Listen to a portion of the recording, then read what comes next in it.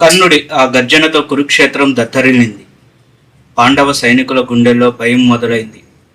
అర్జునుడు ఆ దివ్య రథాన్ని, సూర్యుడిలా వెలిగిపోతున్న కర్ణుడిని చూశాడు. ఇద్దరు కళ్ళు కలిశాయి.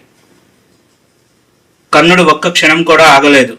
తన విజయధనస్సు ఎక్కుపెట్టి రథాన్ని నేరుగా పాండవ సేనపై నడిపించాడు. సూర్యకిరణాల వలె అతని బాణాలు వేల సంఖ్యలో దూసుకొచ్చాయి.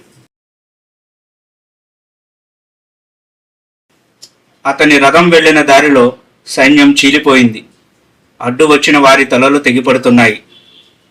అర్జున అని బిగ్గరగా అరుస్తూ కర్ణుడి సింహంలా దూకాడు.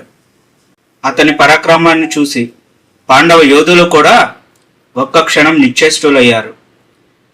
అగ్నిపర్వతం బద్దలైనట్టు కర్ణుడి యుద్ధరంగంలో ప్రళయం సృష్టించడం మొదలుపెట్టాడు.